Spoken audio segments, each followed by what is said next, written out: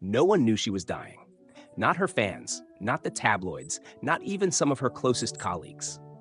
Belinda Emmett kept her secret tucked beneath bright eyes and the kind of smile that made the nation fall in love with her. But behind the dazzling red carpet appearances and her glowing performances on screen, she was fighting a brutal private war, one that would eventually take her life, piece by piece. Before her death, she whispered a final message to the man she loved, Rove McManus, the most recognizable face on Australian television. And when she was gone, something inside him died too. Australia watched their love story unfold like a fairy tale. Two stars, young and vibrant, conquering the entertainment world side by side. But the cameras never captured the hospital corridors, the long nights of uncertainty, or the quiet moments when she'd lie awake, wondering if the next treatment would be her last. This isn't just the story of a famous actress who died young. It's about the pain that was masked behind celebrity glamour, the strength no one saw coming, and the tragedy that silenced one of the most beloved couples in Australian showbiz. Her death sent shockwaves across the nation. But it wasn't just the loss, it was the way she had lived. Gracefully, courageously, and in complete silence about a suffering that would have broken anyone else. What exactly did Belinda Emmett keep hidden all those years? And why did Rove, the man with access to the media empire, never tell the world the whole truth?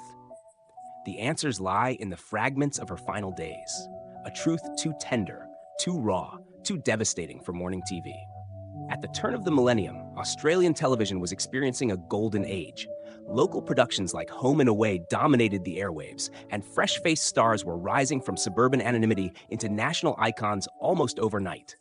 Among them stood Belinda Emmett, radiant, charming, and seemingly destined for greatness.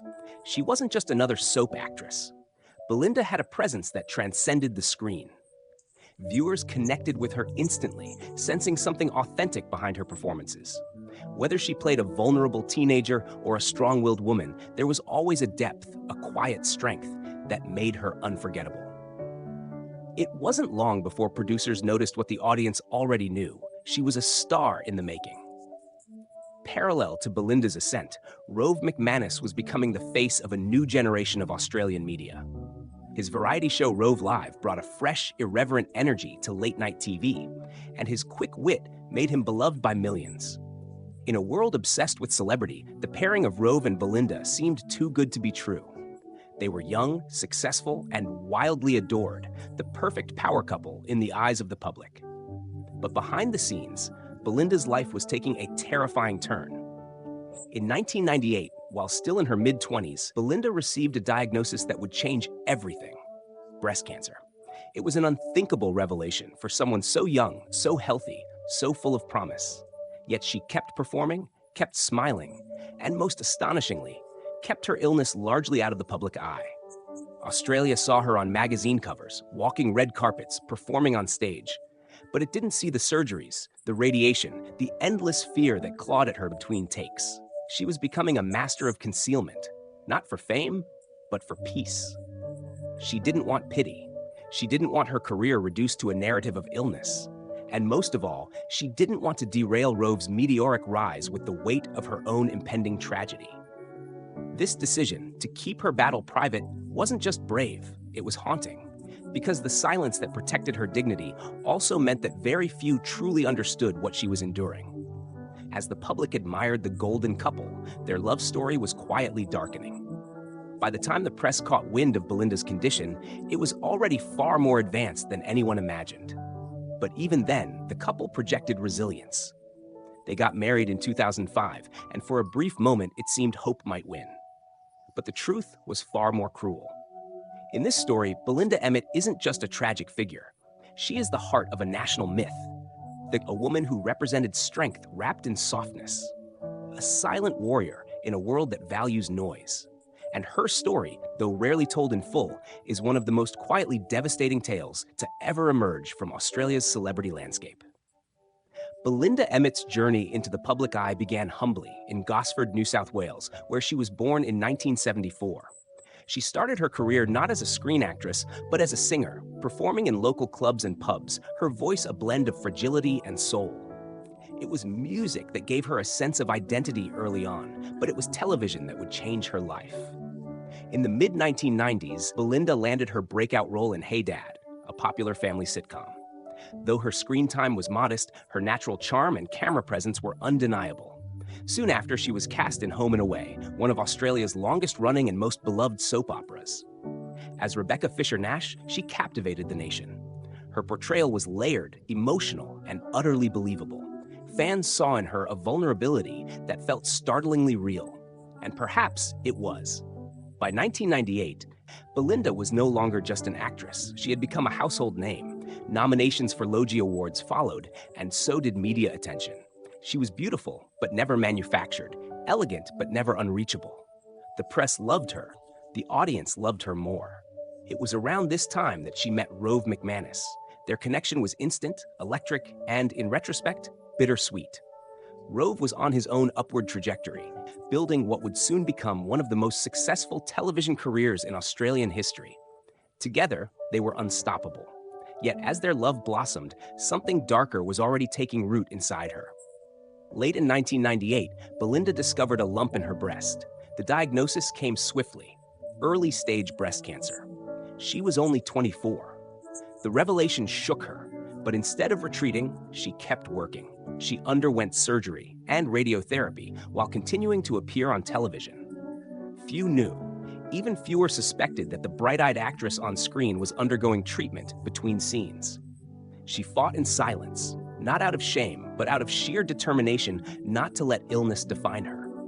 Her relationship with Rove deepened through those years. He was by her side through every treatment, every sleepless night, but he never spoke about it publicly. They shared an unspoken code: protect the privacy, protect the dignity, protect the normalcy of a life slipping into anything but normal. For a while, things seemed to stabilize. Her cancer went into remission. She took time off from acting and redirected her energy toward music again, even recording a haunting version of True Colors, which would take on chilling resonance after her death. There was hope, real, tangible hope.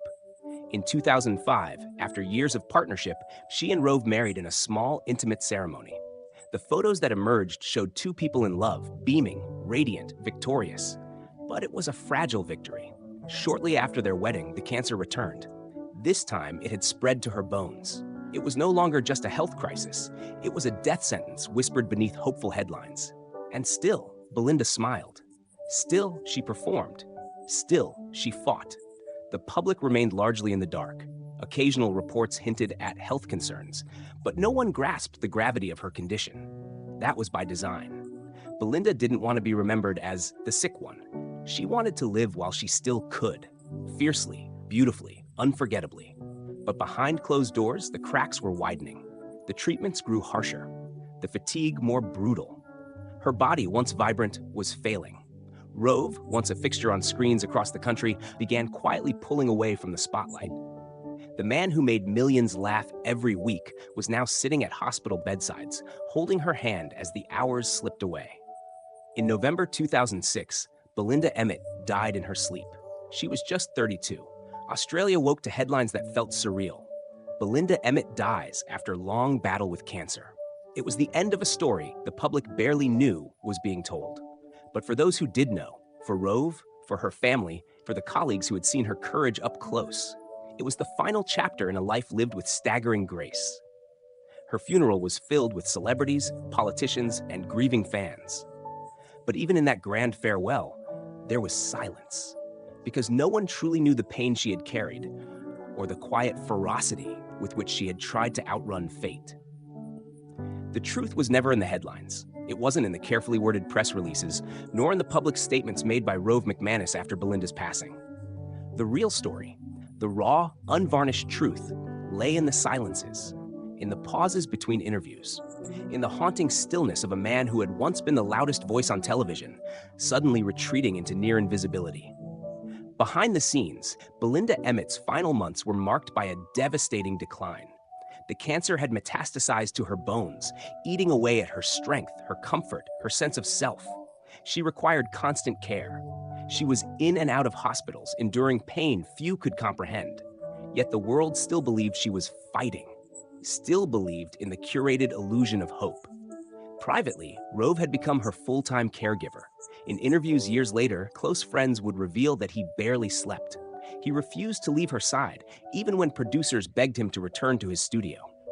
The man who once thrived under studio lights was now existing in dim hospital rooms, whispering encouragement to a woman who could no longer stand unassisted. And Belinda? She hid her decline from everyone except those in her tightest circle. Her voice, once the soft melody that soothed millions, was reduced to a whisper. She lost weight dramatically. Medications dulled the pain, but also dulled her consciousness. Yet even then, she insisted on privacy. No paparazzi, no sympathy, just dignity.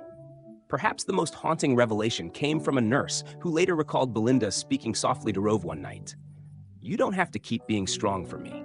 It was the kind of line that sounds scripted until you realize it was real. The emotional weight of that one sentence has never left those who heard it. Rove, famously guarded, never shared the most intimate details of her final days.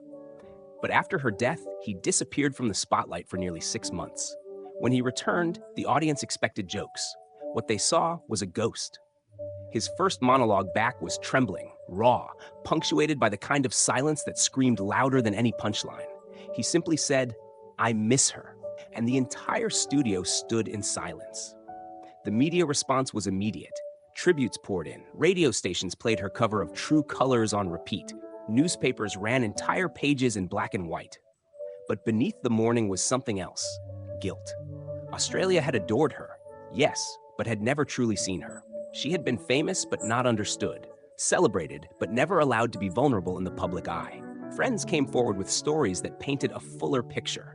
How she would write poetry late into the night to distract herself from pain. How she once refused stronger morphine just so she could stay lucid enough to talk with Rove. How she kept a journal she never let anyone read. One entry, revealed posthumously, simply read, "I want him to remember the good days, not this." There were rumors, too, that she had delayed certain treatments to preserve her energy for one final performance. That she and Rove had filmed a private home video, a farewell message, perhaps, though no one has ever confirmed it exists. The line between fact and whispered legend began to blur, as it often does when a life ends too soon. What remained was a collective ache. A realization that one of the most beloved women in Australian entertainment had died not just young, but unheard. Her silence had been her strength, but it also left behind a hollow space, a mystery people are still trying to understand. Belinda's legacy is not one of defeat, it is one of resilience. But it is also a cautionary tale about what we choose to see and what we choose to ignore in the lives of those we idolize. There are many ways to remember Belinda Emmett, as an actress, as a singer, as a national sweetheart who lit up the screens of Australian households during the late 1990s. But here at Aussie Uncovered, we believe she represents something even more profound: the embodiment of quiet courage in an industry and a society that often only recognizes resilience when it is loud, public, and dramatic. Belinda was none of those things. She didn't use her illness to gain sympathy. She never gave the press a headline soaked in pity. She didn't seek applause for enduring pain. She simply lived through it and kept showing up, day after day, with grace and humility. In an age where oversharing is often rewarded, her decision to keep her suffering private was not just rare, it was radical. There is something unsettling about how the world treats public figures like her. When she was glowing on screen, she was celebrated. But when she was deteriorating in silence, the media looked away. And when she died, it rushed to mourn a woman it had barely bothered to understand while she was still alive. Rove McManus, too, has often been painted as the grieving husband, frozen in time, defined by loss. But that image does a disservice to the depth of their relationship. From all accounts, Rove didn't just stand by Belinda during her illness. He fought with her, for her, and ultimately had to make peace with a world that was cruel enough to take her before her prime. Their love wasn't perfect, but it was fiercely loyal, tender, and brave in a way that most of us can only hope to experience. What's perhaps most remarkable is how Belinda's story still lingers. Nearly 2 decades after her death, Australians still remember her voice, her presence, and that quiet smile that held back oceans of pain. Her name may not trend like newer stars, but to those who lived through her era, she remains unforgettable. Not because of how loudly she lived, but because of how gently she left. We can't help but wonder, had Belinda chosen to speak more openly about her struggle, would the world have paid more attention? Would her voice, fragile, beautiful, and full of truth, have changed how we talk about young women facing terminal illness? Or would it have been lost in the noise of a media landscape addicted to sensationalism? Perhaps the real tragedy is that she had to choose between preserving her privacy and receiving the empathy she deserved. But in that choice, she taught us something rare. That dignity isn't about control or attention. It's about strength, even and especially in silence. We share this story not to mourn her again, but to honor her, to give her the voice she never asked for, to let others know that behind the glitz, there are stories like hers waiting to be seen. What about you? What do you remember most about Belinda Emmett? Do you think the media did justice to her story? Or did her silence cost us the chance to truly understand one of the most extraordinary women in Australian entertainment? Some stories fade with time, others linger, like a song you once loved, playing faintly in the distance long after the music has stopped. Belinda Emmett's story is one of those, not because of the fame she carried or the man she loved, but because of the quiet power she held in her silence. She didn't live long enough to see the tributes, the candlelight vigils, or the artists who said her story changed them. She didn't see the wave of young women who cited her courage when facing their own diagnoses. She never heard how many people cried listening to her rendition of True Colors, not just as a song, but as a final message. In a world that applauds noise, she was a whisper, a gentle voice in a storm of celebrity, telling us that strength doesn't have to shout, that bravery sometimes looks like a woman brushing her hair for a final public appearance, smiling through the pain so no one else would have to carry it. Rove went on to rebuild his life. He remarried, eventually returned to television, and even smiled again. But those who watched him during the years after Belinda's death could always see it, a shadow in his eyes. The kind of sorrow that never quite leaves, only softens. And for those of us who remember her, Belinda remains frozen in time. A young woman in her early 30s, full of life and love, caught between the beauty of what was and the heartbreak of what could have been. She didn't ask to be remembered. She didn't build a legacy. But in the end, her story became one. Not through grand speeches or memoirs, but through the people who still feel her absence. The people who still say her name, not with pity, but with reverence. Some stories are never told, but now you know. And in that knowing, maybe Belinda Emmett lives again. Not as a tragedy, but as a reminder. That behind every bright light in the public eye, there might be a quiet battle we never see. And a kind of love and loss that stays long after the cameras stop rolling.